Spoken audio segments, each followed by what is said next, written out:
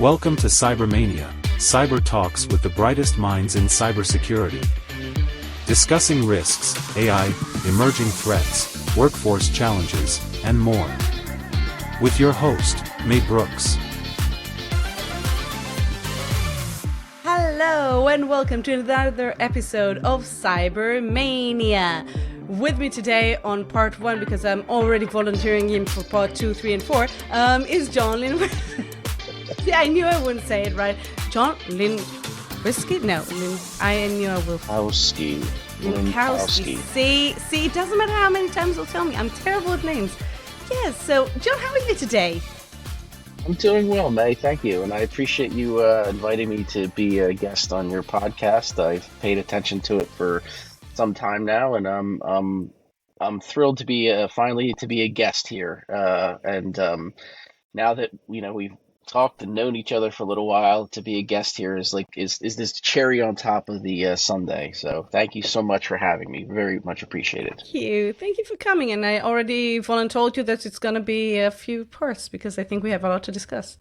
I really do. I love it. Yeah. So just to get us started, you've been in this industry for a while now, about 30 years. Yeah. So if you can tell us a little bit about you, yourself, and your background story in cybersecurity. Sure. So I'm out of New Jersey. So I've been in this part of the country for pretty much my whole life. I started out very simply back when I met with my pre-high school guidance counselor, where they talk about, what do you want to do with the rest of your life to understand which direction you want to go, as I'm sure they do it in all countries and all states. I wanted to be a computer programmer. That's what I wanted to be.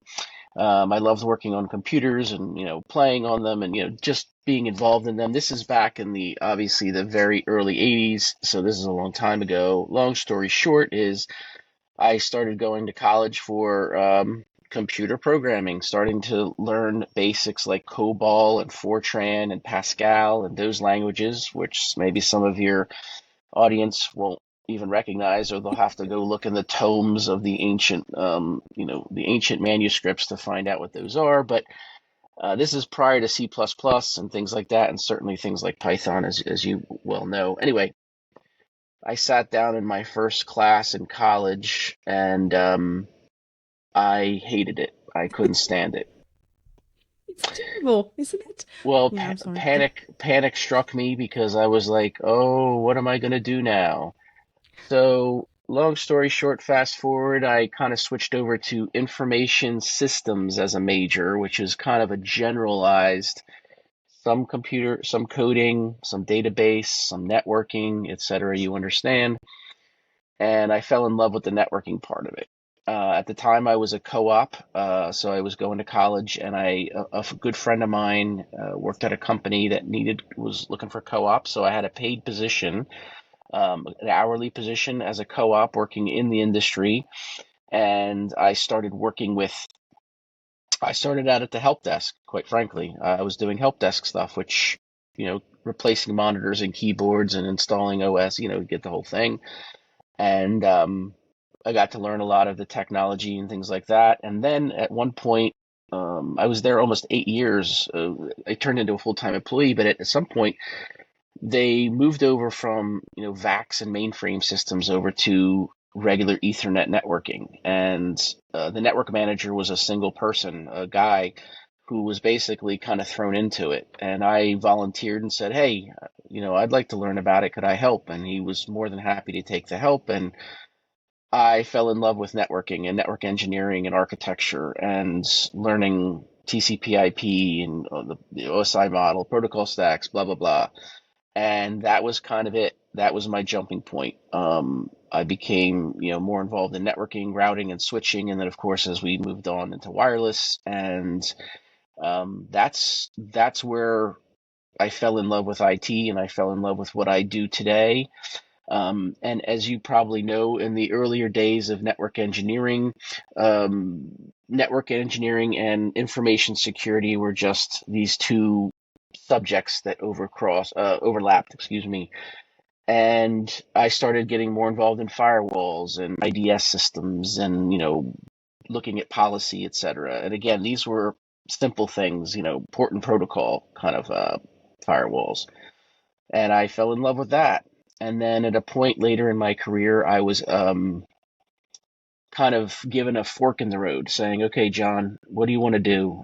We could stick with the networking engineering side, or we could do more of the cybersecurity side, because this is now becoming a bigger thing. And I thought about it for a little while because I love the networking engineering part, but the cyber stuff really kind of grabbed me by the collar and pulled me. So that's the direction I went, and that's where I've been ever since. I still do a lot of networking stuff because, again, a lot of the people, understand that the networking and cyber piece overlap dramatically. So needing to know both sides of it has been a huge benefit to me.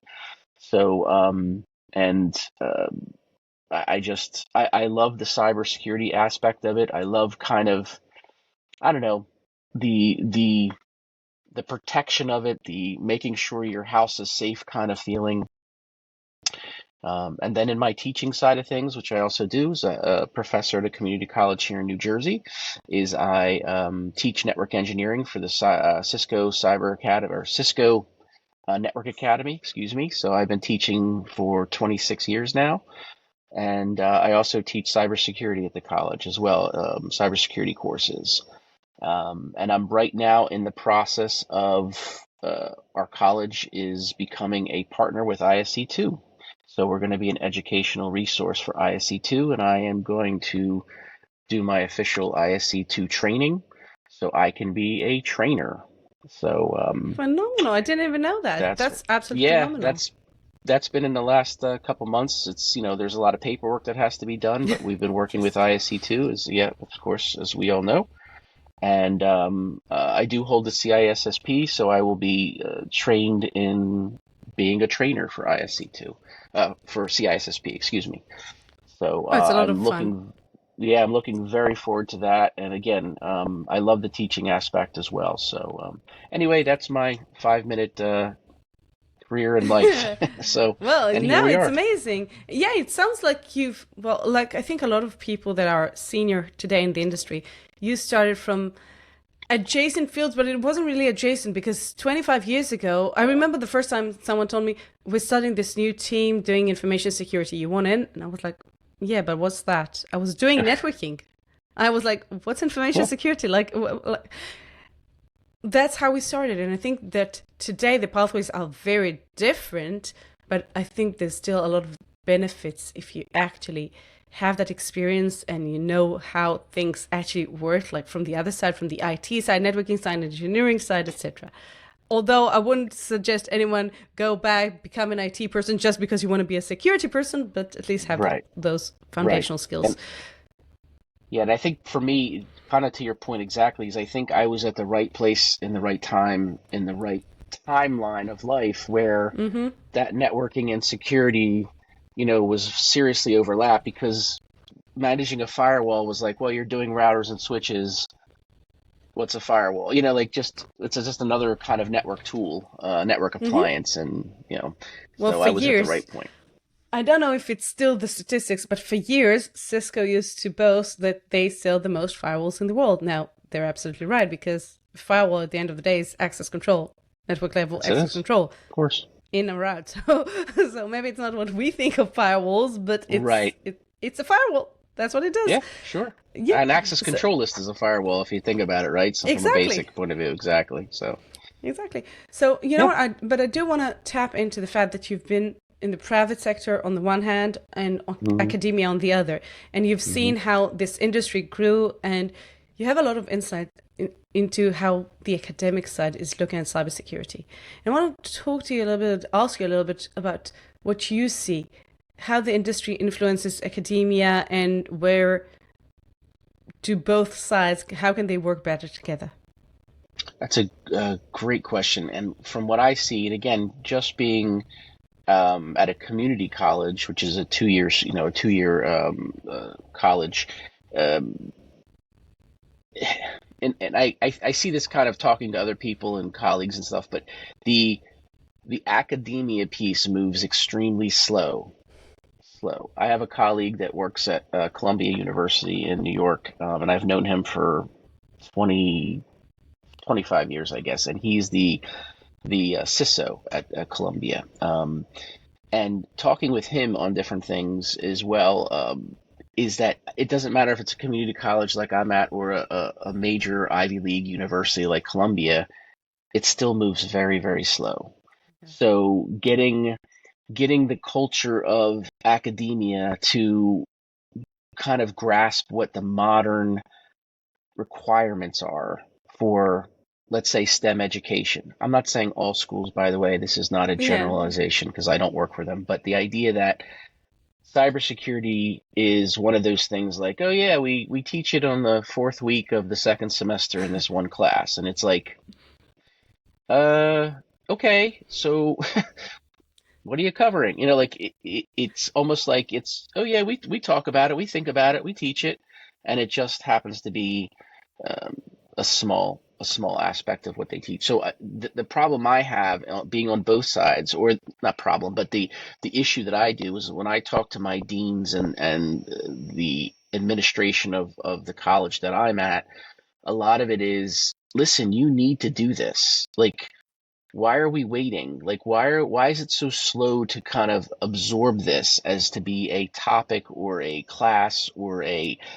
major for that matter? The same goes with things like AI and large language models, and we won't even bridge the quantum stuff, but the cyber stuff is it's in our zeitgeist. It's right here in front of us. I don't care if it's my 85-year-old uncle who happens to read in the newspaper about the pipeline issue that happened a few years ago, or a major breach.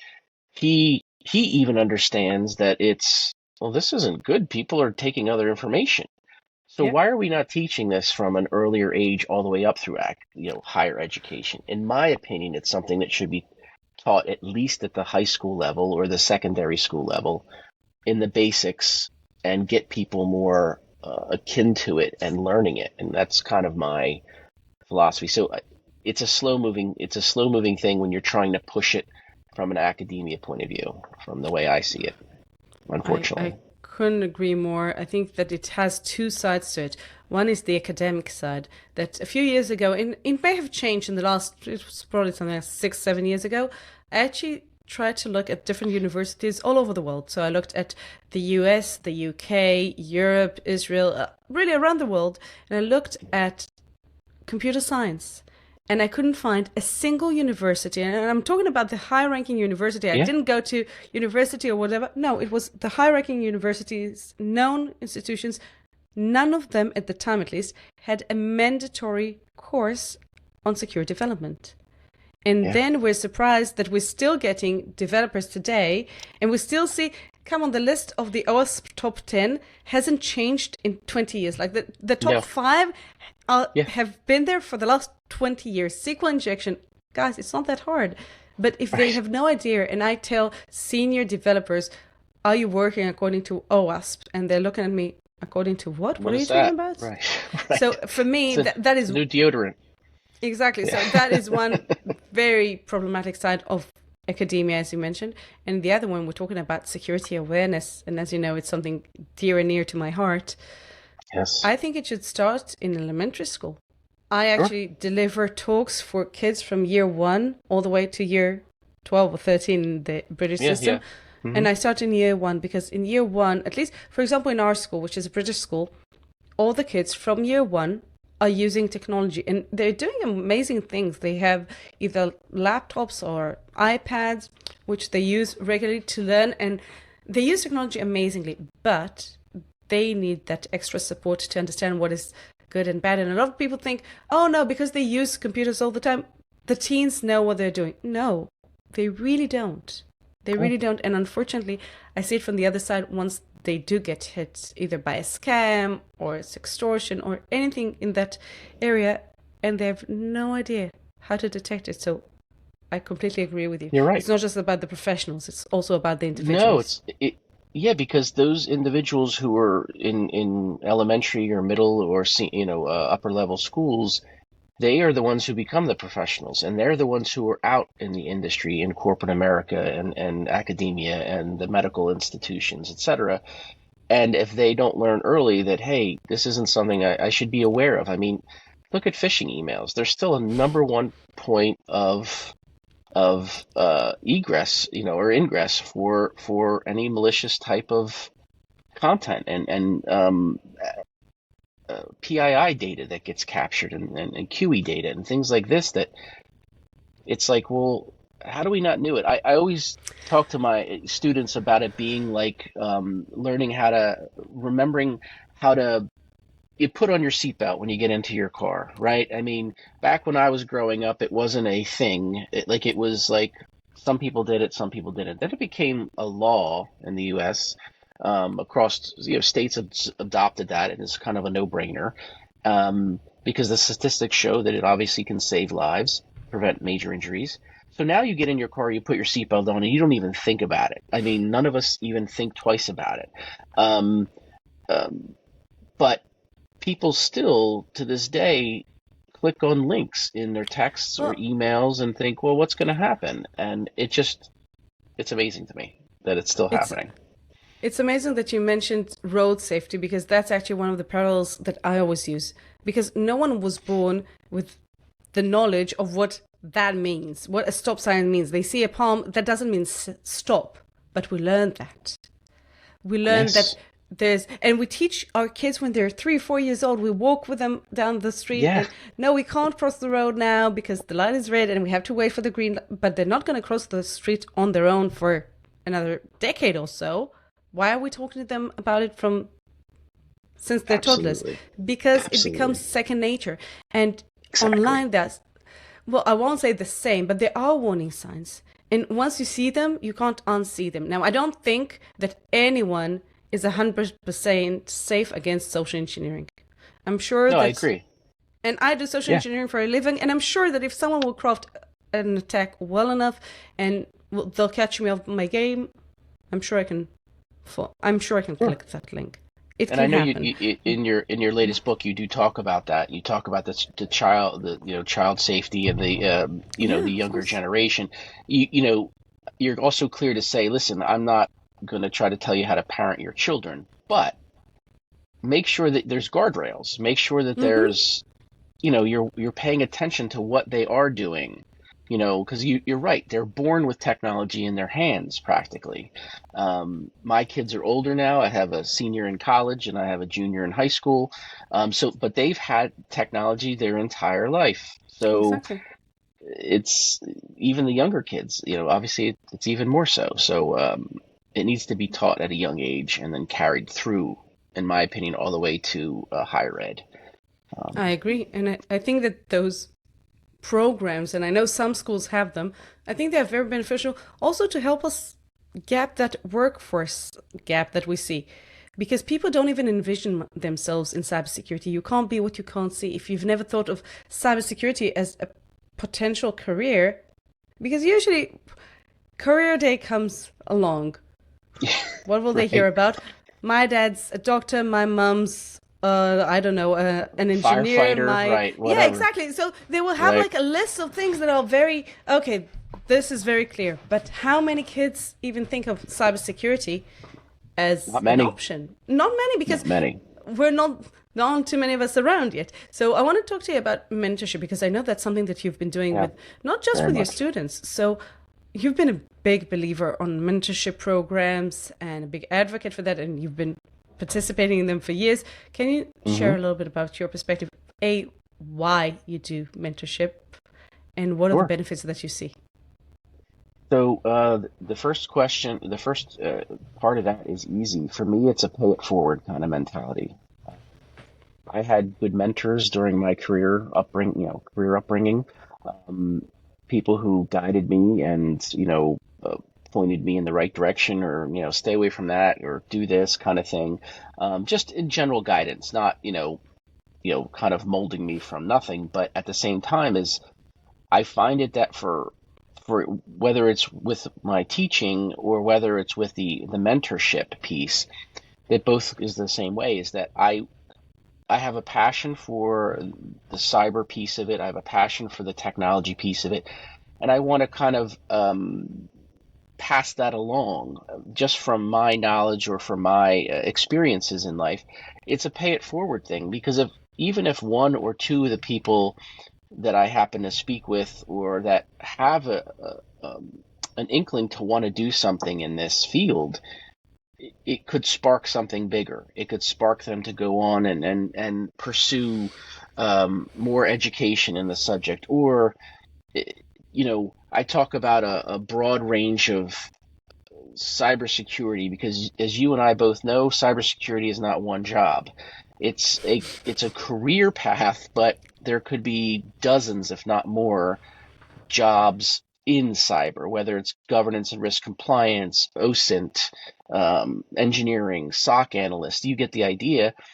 Somebody might see something and go, "Wow, that I didn't realize that was cyber." And you go, "Yeah, it is." It doesn't mean that you have to be behind a keyboard and wearing a dark hoodie and you're some sort of like from the movies or TV. And I said the idea is that you're protecting the crown jewels of whatever your organization is or whatever your institution is. So for me, it's the pay it forward mentality of trying to get others to that already have a spark of passion in it because otherwise they wouldn't be in the mentorship, but getting them to explore further and dive down. Somebody might like GRC or governance risk compliance. That's not my cup of tea, but doesn't mean it's not somebody else's in cyber. As we already discussed, I'm not a coder or programmer. I don't like it at all.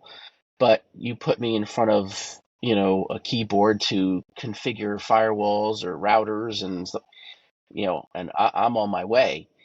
I just recently started, in fact, I'm working on getting a schedule now with an organization called uh, Black Girls Hack, which was Mm, on the last wonderful. ISC2, and I Yeah. volunteered with them to start doing some volunteer mentoring.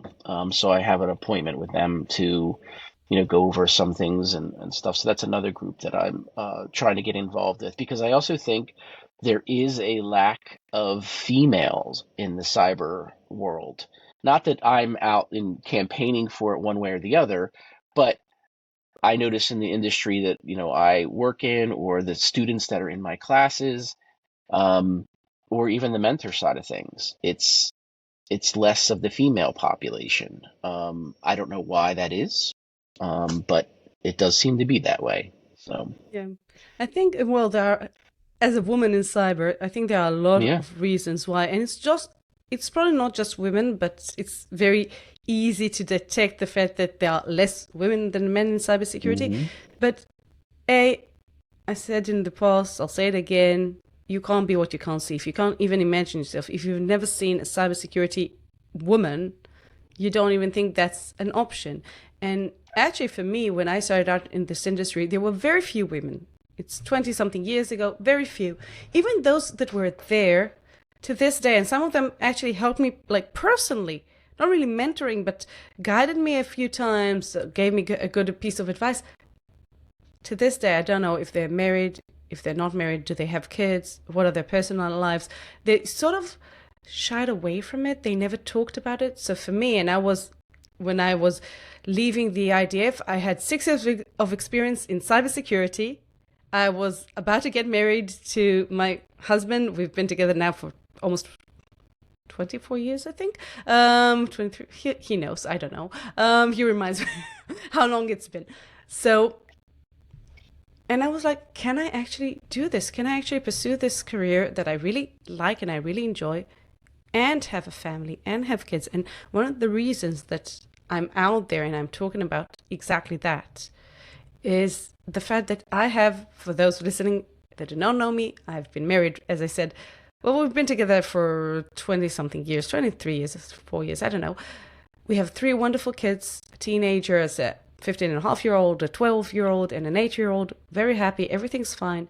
And yes, I have a career in cyber, and yes, he's an engineer, so he has his own very, very successful career. Yeah. So, but I think that for a lot of, maybe not just women, maybe it's underrepresented communities in general, I think imposter syndrome plays a huge role. Mm.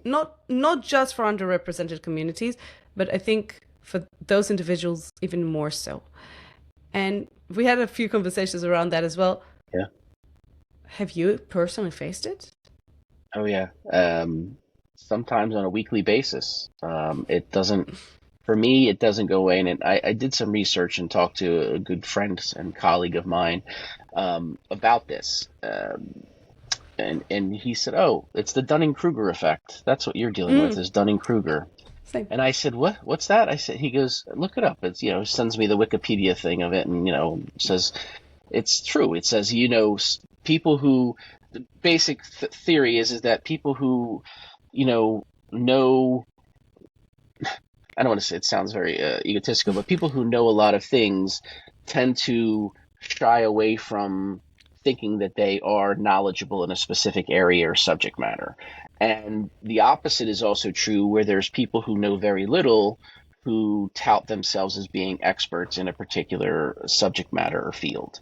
So he says there's, the two waves of it. And he said, you're experiencing the one where you've clearly moved along in your career, you're good at what you do. And he said, but you are constantly questioning yourself, which I attest to imposter syndrome. I worry that somehow, like, to be simple about this, sometimes I wake up and I go, how the hell did I get here? Like, how did I, like the story I talked about how I got into my career earlier on in our conversation. But sometimes I go, I don't know how the hell I did that.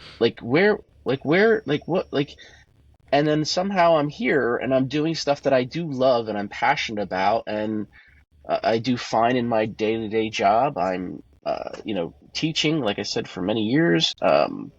So I'm either going, am I fooling every single person that comes across my path, including you, May, who, we've known each other, and I go, maybe I'm just really good at faking this, even though I know inside of my head and my heart that I'm not faking it. But maybe somebody goes, oh, well, that guy's easy to talk to, so he must know what he's doing. So I constantly deal with the imposter syndrome in my career. And the only thing that helps me to overcome it is to just keep working. And I know that sounds very kind of basic, but I continue to do it and try to move forward and try to improve on what I'm doing, try to be a better manager for my team, trying to be a better engineer with what I'm doing, and just trying to always improve. And that helps to keep the imposter syndrome voice quiet. And it seems to be working for me. So that's kind of how I get through. But I do experience it very frequently, to be honest. Thank you for sharing this. This is so powerful. I actually wanted to ask you this because I had a conversation a few days ago with someone that says, well, you've been doing this for so long, you don't experience imposter syndrome anymore. And I'm looking, really? Can you tell my evil alter ego that tells me, oh, you don't know anything and everyone will find out in a second? Can you tell her that? Because she keeps telling me I don't know anything. So I started to ask people around me, and I actually seen that the people that admit to experience it to this day are people that I personally really appreciate professionally and personally, and I think it also says something about a mentality of understanding how vast this industry really is. Even if I will live 1,000 years, I will never know everything I would like to know about cybersecurity that is right now. Not what the updates for the next 900 something years. And I think that it's on the one hand humbling, but it is also very scary because I know so much. I know that I know a lot of things. And yet I think that I know nothing about other things in cybersecurity. I'm not even talking about other things that I definitely don't know anything about. So I think there's also a fear of losing what we have in terms of our knowledge, where it's right at the, to picture it, right? It's almost like it's at the edge of a cliff or at the edge of an abyss, and it's right there, it's sitting still, and you know that you can still see it, use it, access it, but something could just push it over the edge where you now seem to have lost it. It's a silly analogy, but the idea is that it's always it's just right there, and it's like a water glass sitting at the edge of the table, and your kids are flailing around, and you're like, "Oh, just don't. Let's move the glass back, a half a meter or so, something like that, where it just feels like you could lose the grasp on it any time. And I don't mean like from like some type of medical issue. I'm talking about like somehow all this knowledge came to be, in your personal career knowledge, and then it could just, well, what happens if I didn't know that all of a sudden? What would happen? And I think there's a part of that, at least for me, that keeps it kind of churning and, makes me want to go, okay, I got to continue to build up that knowledge and foundation as much as I can. That's why I think that if you come to this industry without passion for this industry, you'll find it Yeah. very hard to stay on, because we can't just sit on our laurels and say, oh, well, I've been doing this for 25 years. Oh, okay, I'm fine. I don't need to learn something new. Okay, that will Right. last for like 12 hours. 12 hours later, there's a new CVE that I don't know anything about. So I can go to Right. sleep and wake up in the Zero. morning. Right. And you know what? In Right. 20-something years, I took 3 weeks off. When my eldest daughter was born, I decided that I'm not going to open the computer, like first baby, I'm not going to do that. So about 2.5 weeks, 3 weeks, and it was pre-WhatsApp and chat groups and whatever. And then I opened the computer about 2.5, 3 weeks later. And I found out that the same dates was Stuxnet. And to this day, I'm like, I wasn't part of Stuxnet. Now, I wasn't part of Stuxnet anyway, but like, but I was you part felt like you of- missed out. Yeah. Exactly. Like in WannaCry, I was part of WannaCry. In the summer, I was part of CrowdStrike. It didn't impact me, but I No, was but part you of were it. I was in part it. of Yeah, the conversation. Yep. Like, so I think that what keeps us honest, but it is scary. Like you can't just, okay, I'm done, I know. And I think at some point in your career, in everyone's career, especially in this field, how will I can stay on my game? Like, how do you Right. continue learning? Because there aren't any curriculums now. Okay, I got this certification and that certification, but at some point, it's not about getting additional training. So No. how do you stay up to date in cybersecurity? How do you continue learning and evolving?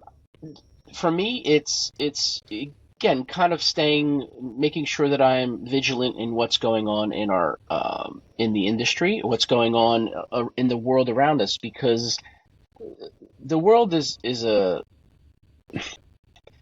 the world is kind of a dumpster fire in a lot of places right now, right? I mean, let's be Yeah. honest, and it probably has been for centuries and millennia in different aspects, but when you look around and you see all this stuff going on, it makes you kind of go, well, what's the ripple effect, right? So if there's issues with, trade wars in a particular part of the region, or obviously things going on in the Middle East, and stuff going on in Ukraine, and you go, well, what is the ripple effect that could happen? Meaning, well, is it going to be something that a particular no country is going to try to take down our water supply system, or is going to attack one of our allies, or how is it going to be if there's another Stuxnet type of release or something like that, or what was the issue that happened? I apologize, the Log4j issue that happened just a year and a half ago, right? So it Yeah. wasn't that this was a vulnerability or a malware that was escaping and people could do 0-day, and blocks.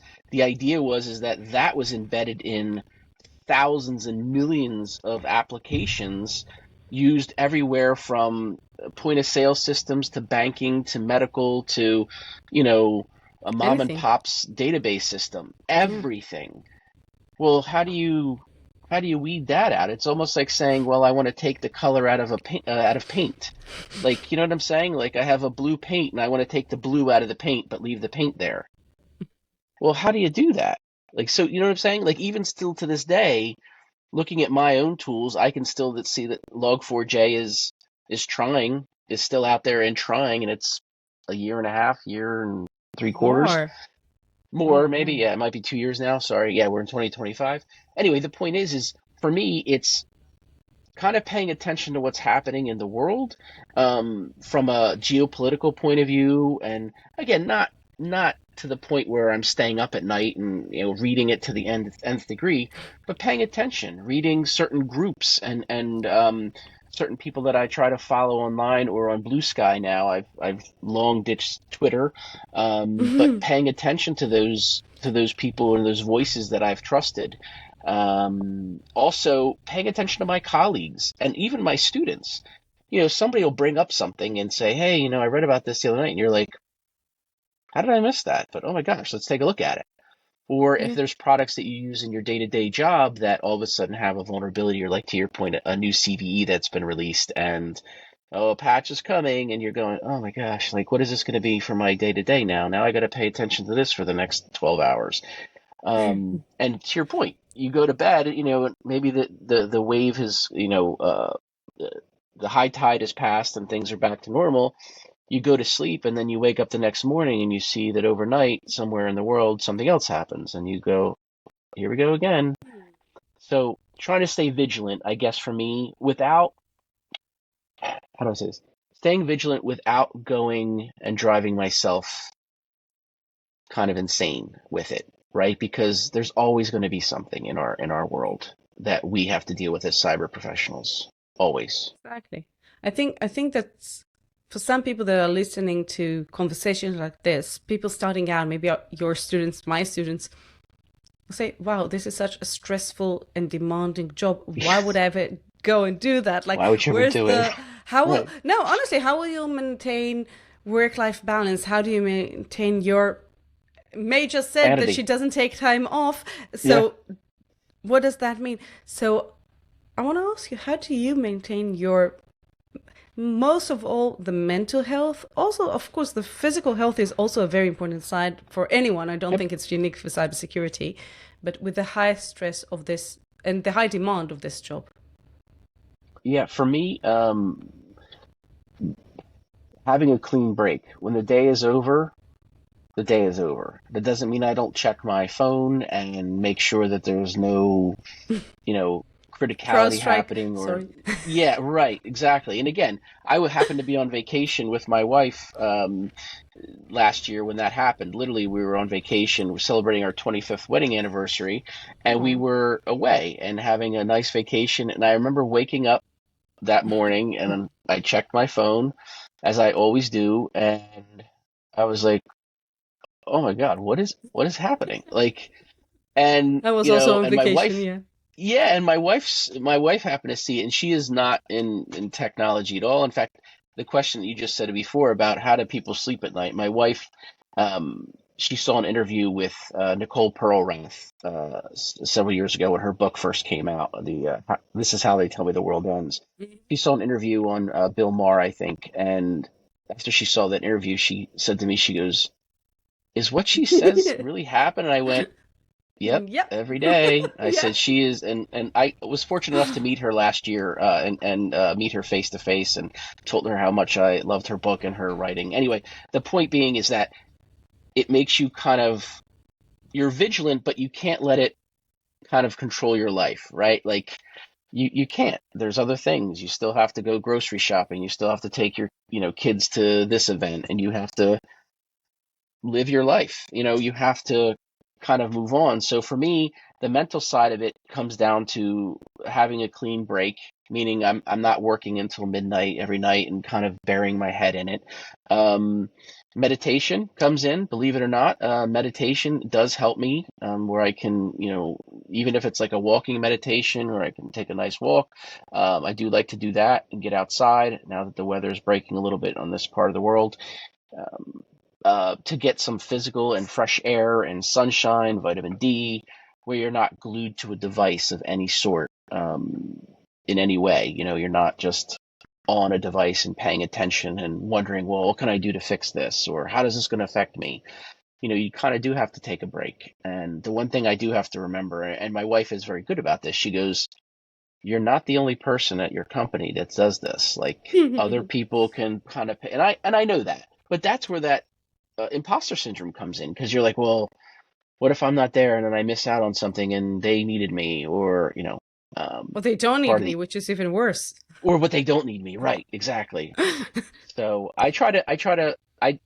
simple answer is I try to kind of, I do work from home every day, but I do try to kind of go, all right, by 6 o'clock or so, I'm done. Like I have to get away. I have to walk away for both my mental, physical, and just to get away from it. Um, I but should you're learn still from you. always involved.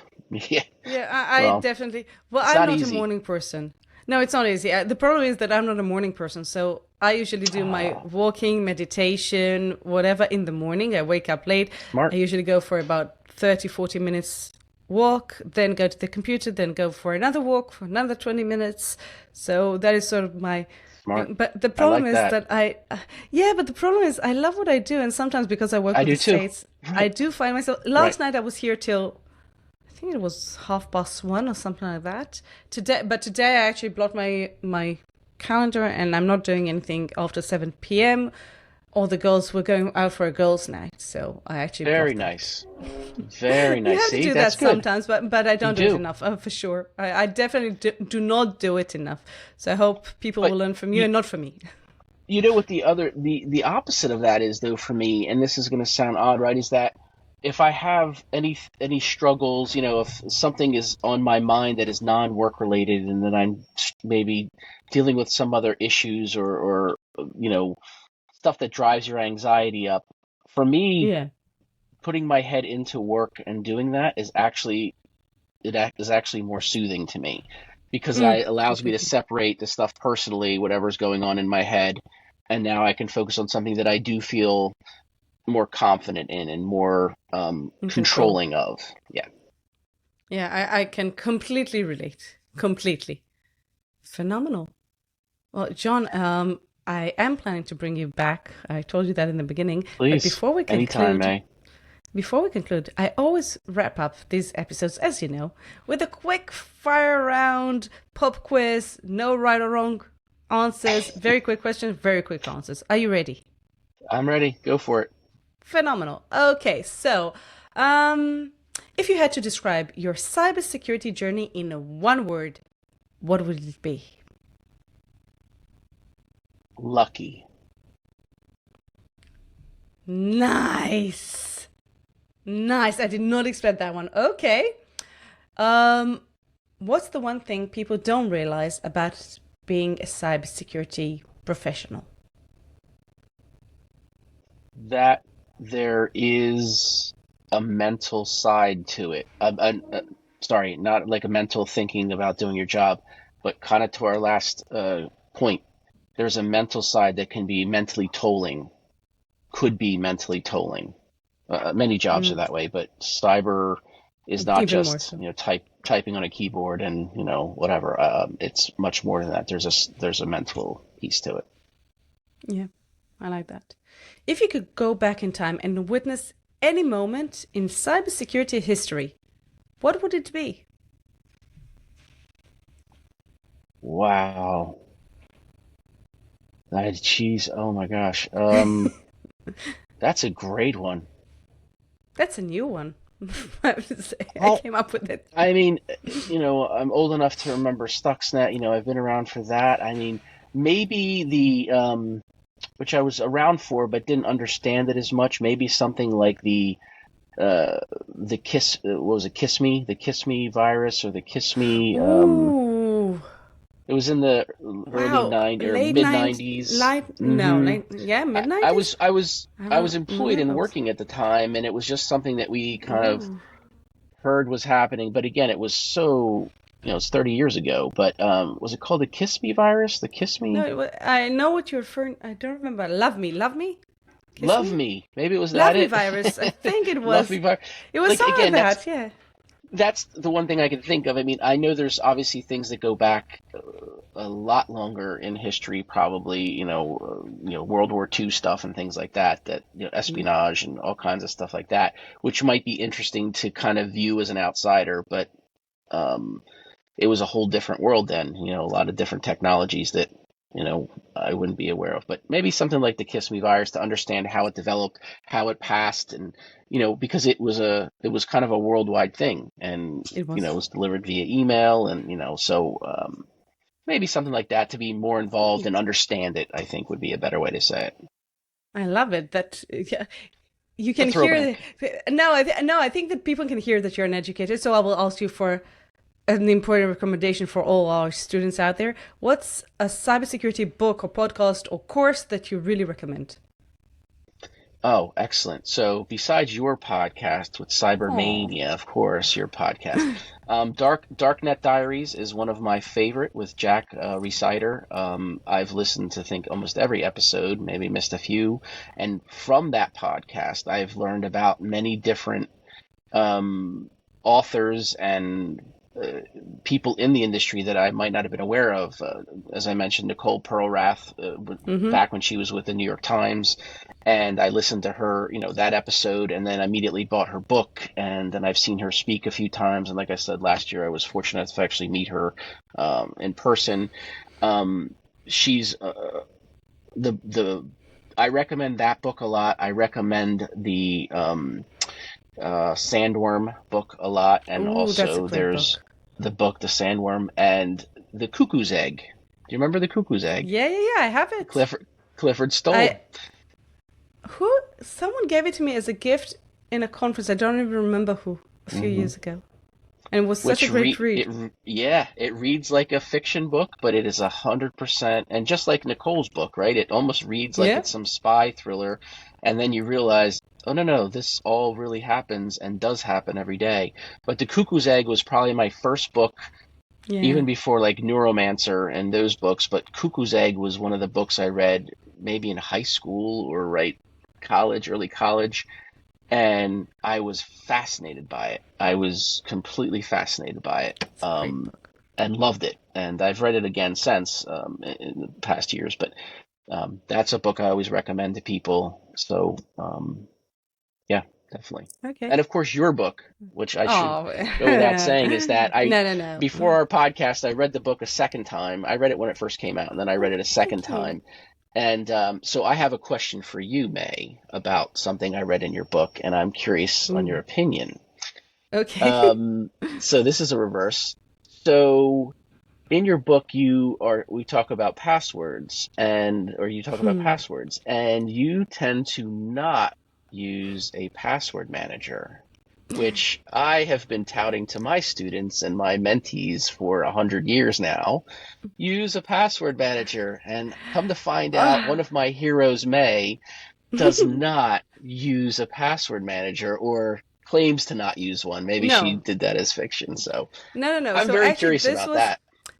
well, we're doing a reverse here, but okay. This was actually the hardest episode for me, the hardest chapter for me to write. Okay. Because,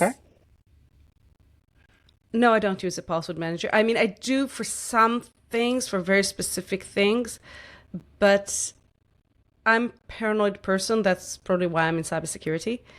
As you So stated it's in the very, book, by the way. So exactly, yeah. which is very hard for me to trust a single anything for something that important. So where do I use password manager? For example, on my personal device that I'm the only person in the world that can open because it's with my biometrics, and Mm-hmm. only there I have my Google Chrome.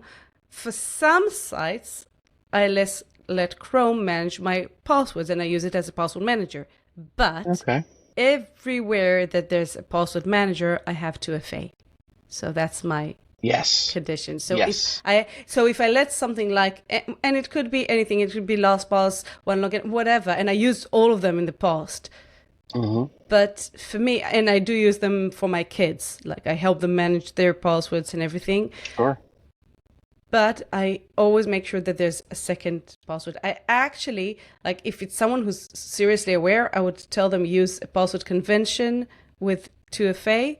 It's probably better, but it's still very hard because most people won't actually use the password They won't. Yeah. convention and change the name. Now, I don't care if it's Right. Facebook, put Facebook, Instagram, LinkedIn. It doesn't matter as long as it changes. It Yeah. doesn't. That's what people don't get. But I understand that I'm a paranoid person, so I actually had to write recommendations that are very hard for me to follow because I don't use those things. Right. Which Yes, is great. which, I and read that now and I you're was the like, second wow. person because actually on dinner a couple of days ago, a 13-year-old, apparently Instagram follower of mine, told me you did a couple of reels on how important it is not to have the same password again and again. Now can you do one on how to remember passwords? So it's on my to-do list. Now you're the second person. I have to do that. I will do that over the weekend, I think. See? And again, was not me challenge you to say you're right or wrong. Everyone has their own method.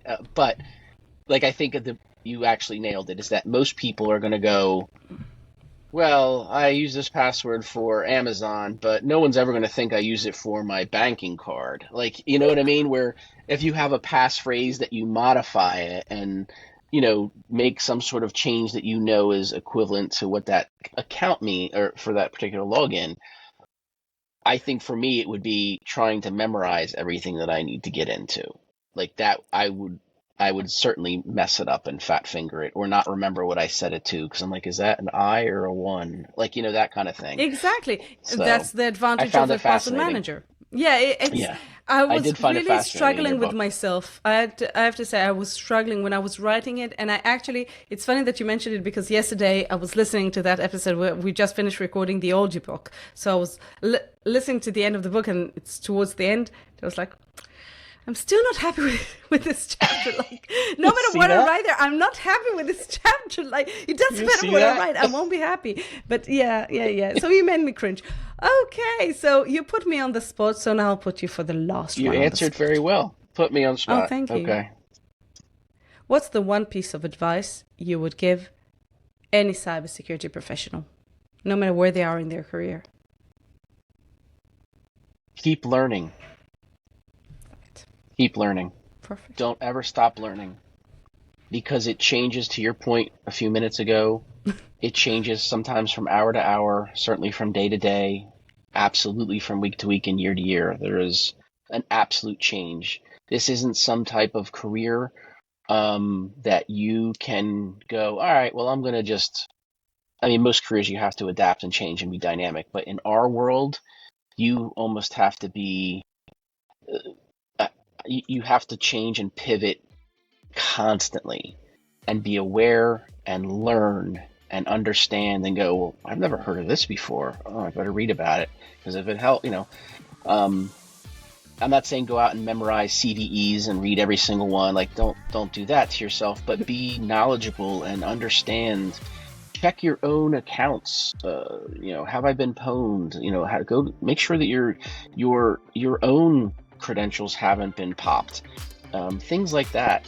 Do a credit check on yourself once a year, stuff like that. But always keep learning is my true philosophy on that. Always keep learning, and that can be said in everything for life, but especially in our industry. Keep learning. More, John. Thank you so much for joining me. I knew it would be a great episode, and it was. And I can't wait to having you here again on Cybermania.